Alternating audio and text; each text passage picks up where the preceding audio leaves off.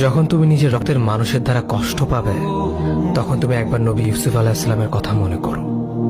তিনি কিভাবে নিজের ভাইয়ের দ্বারা প্রতারিত হয়েছিল। যখন তোমার বাবা মা না বুঝেই তোমার বিরুদ্ধাচরণ করে, তখন নবী ইব্রাহিম আলাইহিস সালামের কথা মনে করো।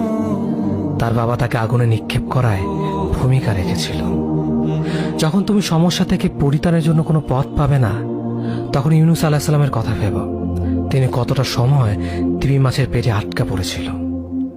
যখন তোমার নামে কেউ মিথ্যা অপবাদ ছড়িয়ে দেবে, তখন মা আয়েশা রাদিয়াল্লাহু আনহার কথা মনে করো। তার নামে পুরো শহর জুড়ে কুৎসা রচনা করা হয়েছিল। যখন তুমি অসুস্থ ব্যথার যন্ত্রণায় কাতরাতে থাকো, তখন নবী আইয়ুব আলাইহিস সালামের কথা ভেবো। তিনি ভয়ঙ্কর এক ভাইরাসজনিত রোগে আক্রান্ত হয়ে তোমার থেকে বেশি কষ্ট পেয়েছিল।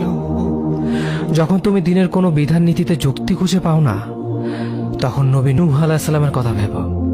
তিনি কোনো প্রশ্ন ছাড়াই মরুভূমিতে নৌকা তৈরি করেছিল।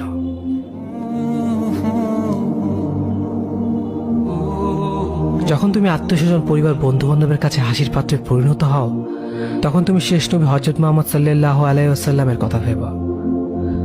রাসূল সাল্লাল্লাহু আলাইহি ওয়াসাল্লাম বলেছিলেন, সবচেয়ে বড় পরীক্ষা দিয়ে সবথেকে বড় পুরস্কার আসে।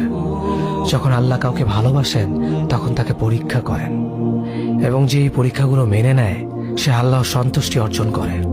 আর যে অভিযোগ করে, সে তার ক্রোধের পাত্র হয়। হে আল্লাহ, তোমার কথা মনে করা, তোমার প্রতি কৃতজ্ঞ হওয়ার এবং তোমার ইবাদত করার তৌফিক আমাদের দান করো। আমিন। যেভাবে তুমি সন্তুষ্ট হও, সেভাবেই আমাদের পরিচালিত করো।